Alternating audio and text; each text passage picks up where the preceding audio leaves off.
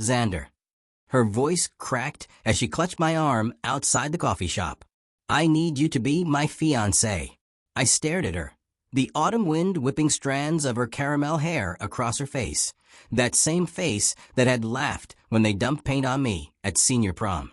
Sabrina Bennett, former Queen Bee of Westlake High, now looked like she might shatter into 1,000 pieces. Excuse me. I removed her perfectly manicured fingers from my sleeve. The touch burned through the fabric like acid. Please, she whispered, mascara threatening to run. Just for this weekend. My entire family is in town, and I told them I was engaged. I laughed. Actually laughed, right in her face. The sound was foreign even to my own ears, sharp and bitter like broken glass. You must be truly desperate to come to me, of all people. I took a step back, studying her. Designer coat, expensive boots, the subtle glint of real diamonds in her ears. Successful as expected. After everything you did? Her shoulders slumped. I know what I did, and I wouldn't ask if I had any other option.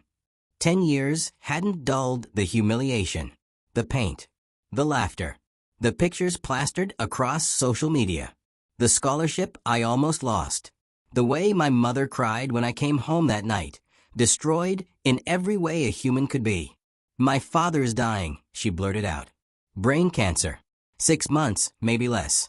I stood perfectly still, coffee cooling in my hand. I should have walked away. That would have been the rational response. Instead, I heard myself say, "Tell me more." She exhaled, relief washing over her face. Dad's last wish is to see me settled before he's gone. I panicked and told them I got engaged, and now they're all here for the weekend to celebrate. Her eyes, those traitorous blue eyes that had once watched me break, now filled with genuine tears. I'll pay you. Whatever you want. Not interested in your money. I was interested in something far more sabernable. Then what do you want? I stepped closer, and she held her ground, though I could see the slight tremor in her jaw. I want you to feel what I felt. Helpless. Knowing that at any moment, I could destroy everything. Her face paled, but she nodded. Okay. You'll do exactly what I say, how I say it. You'll introduce me to every person who knew about what you planned for prom night. You'll admit what you did to anyone I choose. She flinched but nodded again. And when this weekend is over, you'll disappear from my life forever. Deal. She extended her hand. I ignored it and instead reached into my pocket, pulling out the plain silver band I'd been carrying, my grandfather's ring that I just had resized for myself. Put this on.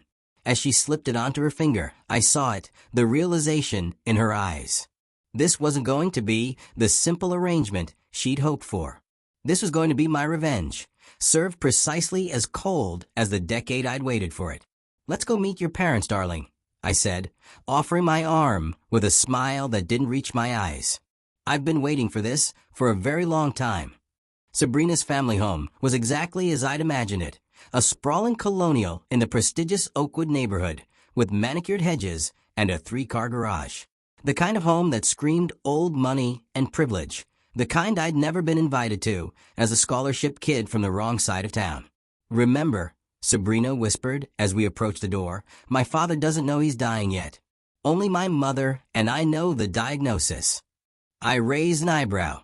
So this whole performance is built on lies. Fitting. Before she could respond, the massive oak doors swung open to reveal Eleanor Bennett, Sabrina's mother, still elegant at 60 with her silver blonde hair swept into a perfect chignon. I remembered her from school events, always impeccably dressed, never once acknowledging my existence. Sabrina, darling. She embraced her daughter before turning curious eyes to me. Recognition flickered across her face. And you must be the mysterious fiancé. Xander Wells, I said, extending my hand with my most charming smile. It's a pleasure to finally meet you, Mrs. Bennett. Her handshake was firm, her gaze assessing. Wells, that sounds familiar. Mom, you remember Xander from high school, Sabrina said, her voice unnaturally high. We reconnected last year. Understanding dawned in Eleanor's eyes, followed immediately by discomfort. She knew exactly who I was. Of course, of course. Please come in. Everyone's in the living room. As we stepped into the marble-floored foyer, I leaned close to Sabrina's ear. Strike one, I whispered. She remembers the name of the boy her daughter destroyed. Sabrina's back stiffened, but she said nothing as she led me into a spacious living room where about 15 people were gathered, champagne flutes in hand. Conversations hushed as we entered. A tall, distinguished man with salt and pepper hair approached us, his complexion ashen, but his smile warm. Robert Bennett. I'd recognize him anywhere from the local business pages. The man who'd funded his daughter's perfect life, including her reign of terror at Westlake High. So this is the man who stole my daughter's heart, he said, extending his hand. Despite his obvious illness, his grip was strong. I smiled, meeting his gaze directly. I'd say she stole mine first, sir. Sabrina has always had a way of making an impression. Sabrina tensed beside me. Call me Robert, please, he said. We're family now. Or we'll be soon enough. I placed my arm around Sabrina's waist, pulling her against me. I can hardly wait. She smiled up at me, a perfect performance of adoration, though I could feel the tremor in her body where my hand rested against her ribs. How did you two reconnect? Asked a woman who looked like Sabrina's slightly older clone, her sister Melissa, if I remembered correctly. Actually, I began before Sabrina could speak. I ran into her at our high school reunion last year. This was a lie. There had been no reunion, and if there had been, I wouldn't have gone. I almost didn't recognize her, I continued smoothly. She came right up to me and apologized for how cruel she'd been in school. Said it had been weighing on her conscience for years. Sabrina's smile froze in place. Cruel. Robert frowned. That doesn't sound like my Sabrina. Oh, just typical teenage stuff, I said lightly, squeezing Sabrina's waist just a little too hard. Kids can be so thoughtless at that age. But she made up for it. Her apology was quite public. Melissa tilted her head. Wait, weren't you the guy who eventually became the youngest partner at Hamilton and Reed Law? I interrupted smoothly. Yes, that's me. Funny how life works out. I felt a small satisfaction watching several family members exchange impressed glances. I hadn't mentioned that Hamilton and Reed specialized in personal injury and civil suits against the wealthy and powerful. That revelation could wait. Drinks. Sabrina said too brightly. Xander, what would you like? Scotch, neat. I finally released her from my grip, watching as she practically fled to the bar cart across the room. Robert's brother, Uncle Charles, according to the quick introductions, sidled up to me. So law, huh? Good field. Stable. Sabrina's always had an expensive taste. Yes, I agreed. Though I find there's nothing quite as satisfying as holding the privileged accountable. He chuckled uncomfortably. Right. Sabrina returned with my drink. I took a sip, nodding appreciatively. Macallan 18. Your father has excellent taste. He always said life's too short for bad scotch. She smiled. Through her eyes, pleaded with me to behave. How wise, I said, raising my glass toward Robert. To life's brevity, and making the most of the time we have. Robert beamed, completely missing the loaded nature of my toast. But Sabrina and her mother exchanged quick, pained glances. So how did you propose? Asked a teenage girl, Melissa's daughter, presumably. Actually, Sabrina jumped in, clearly desperate to control the narrative. It was so romantic. He took me to. I proposed at our old high school, I interrupted. Right on the stage of the auditorium. The blood drained from Sabrina's face. The stage was where I'd been crowned joke prom king moments before the paint came down. I thought it was poetic, I continued. Coming full circle, from where we began to where we are now. That's unusual, Eleanor said carefully. Xander has always been creative, Sabrina managed. Her hand found mine, squeezing painfully tight in warning. Have you set a date? Robert asked, oblivious to the tension. We're thinking of December, I said. While you're still. I trailed off deliberately, watching Eleanor's eyes widen in alarm. While I'm still what? Robert asked, confusion clouding his features. While you're still able to help plan, I covered smoothly. Sabrina mentioned you have strong opinions about weddings. Ah, yes. He nodded, seemingly satisfied. Nothing but the best for my little girl. The evening continued with introductions to cousins, aunts, and old family friends. I played the role of devoted fiancé with precision, my arm never far from Sabrina's waist, my eyes never leaving her face when she spoke. To outsiders, it might have looked like adoration. Sabrina knew better. After dinner, Robert invited me to his study for cigars, a tradition, according to him. As the door closed behind us, leaving us alone with the scent of leather and tobacco, he gestured to a wingback chair. "So Xander Wells," he said, offering me a Cuban cigar, which I declined. "I did some digging while you were entertaining the cousins." I raised an eyebrow, but said nothing. Hamilton and Reed. Impressive firm. Known for taking down corporations and wealthy individuals. He lit his own cigar, puffing thoughtfully. Including a recent class action against Bennett Pharmaceuticals' largest competitor. "We go where justice leads us," I said simply. "And you and my daughter, there's history there."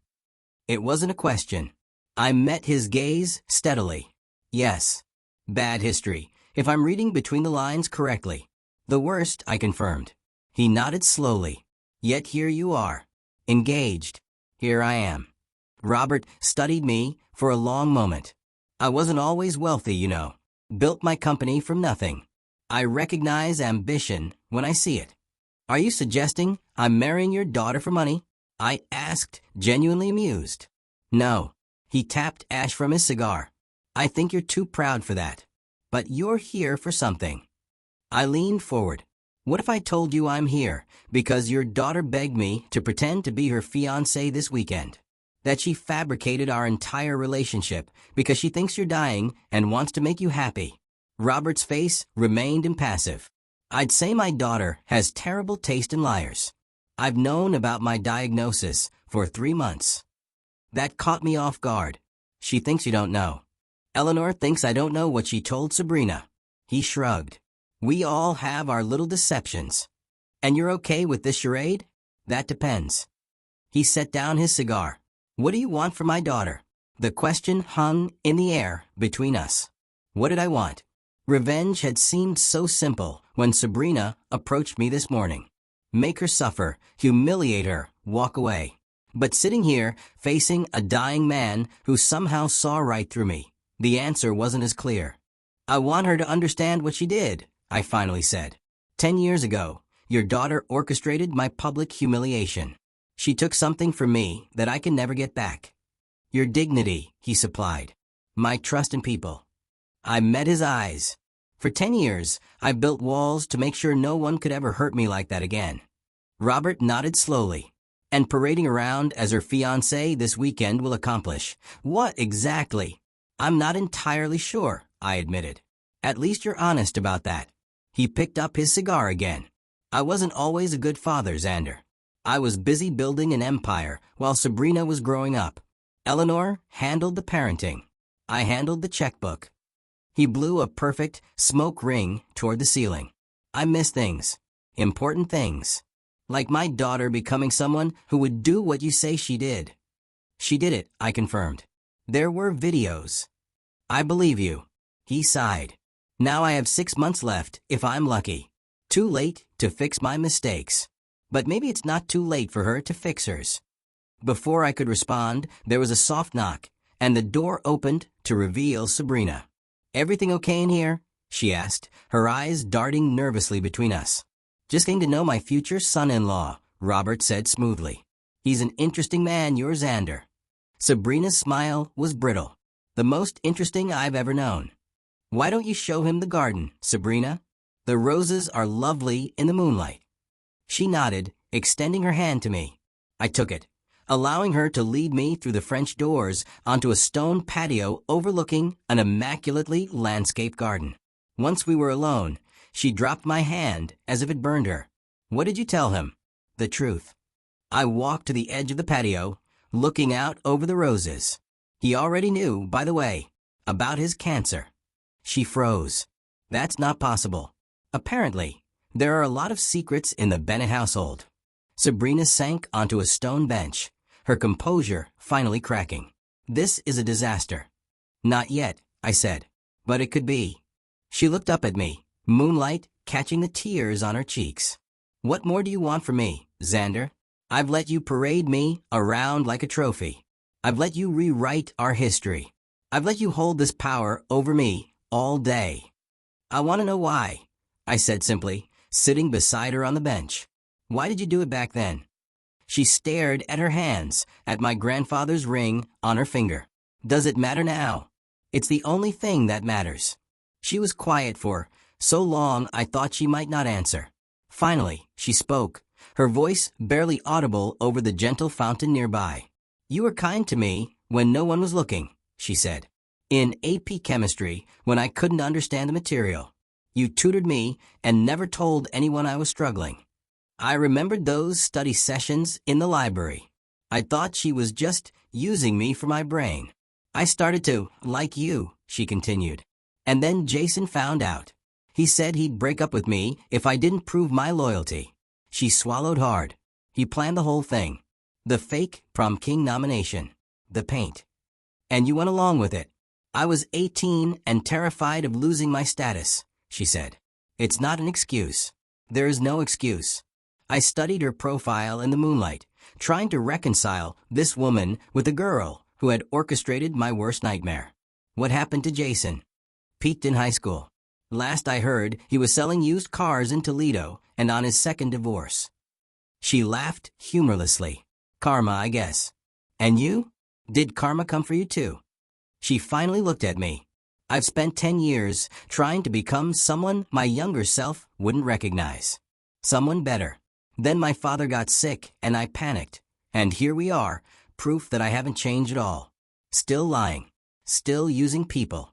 I should have felt satisfaction at her admission, but instead, I felt hollow.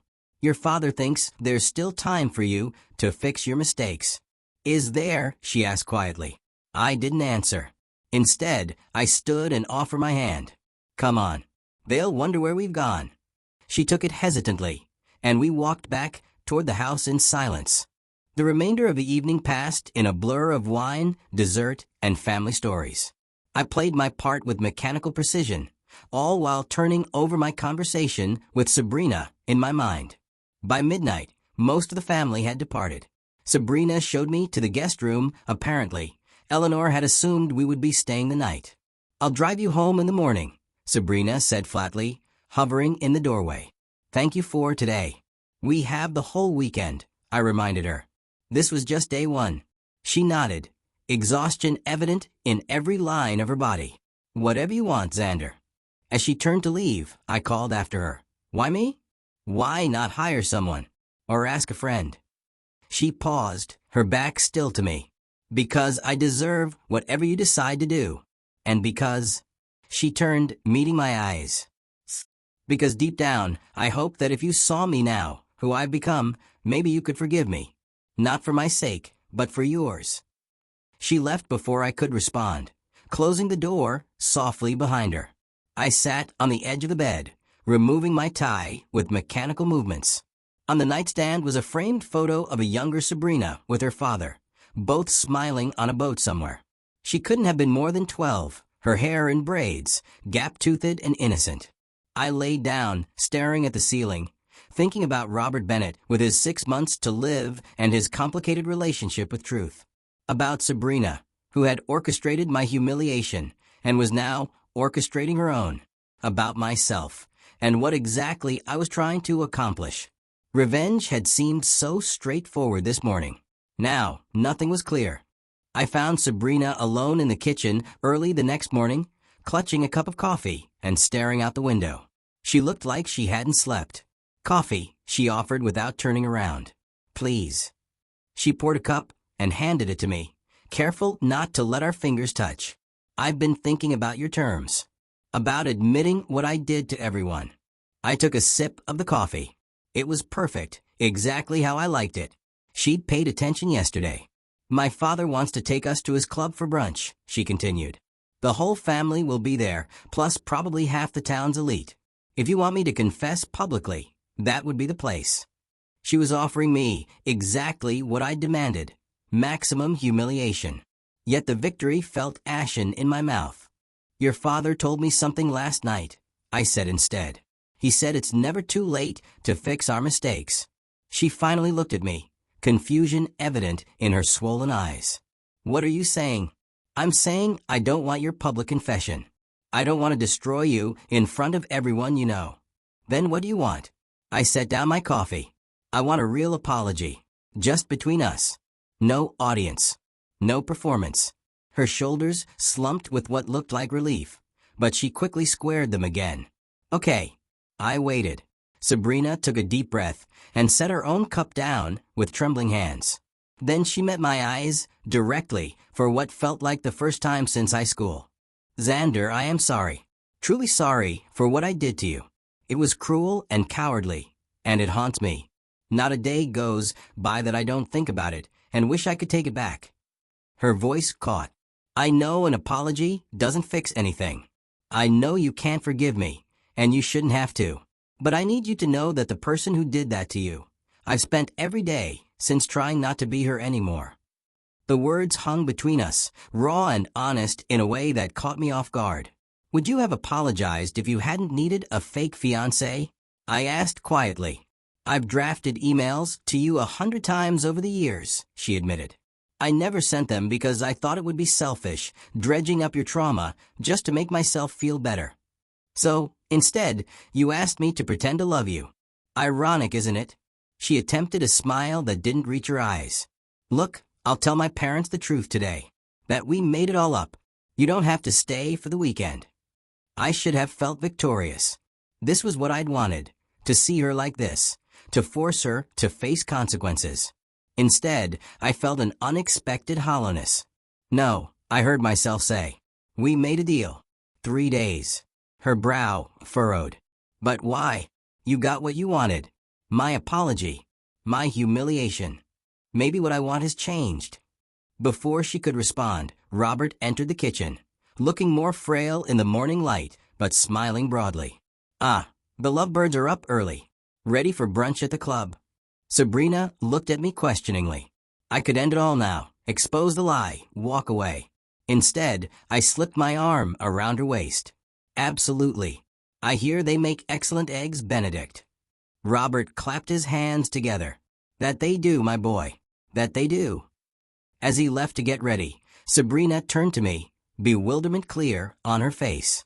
Why? I studied her for a long moment. Because your father is dying. Because revenge isn't what I thought it would be.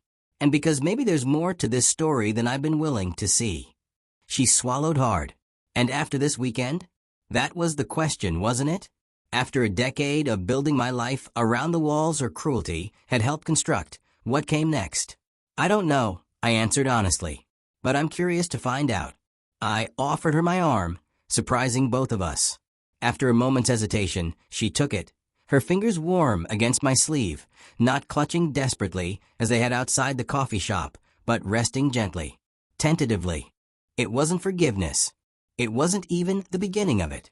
But as we walked toward the dining room where her family waited, it felt like something equally important. The first step away from the past we'd both been trapped in for far too long. As our hands brushed, I caught myself wondering what it would be like if this wasn't pretend. If the ring on her finger meant what everyone thought it did. Perhaps somewhere between revenge and redemption, we might find something real. And for now, just thinking about that possibility was enough, and might take time to come true as well. The end.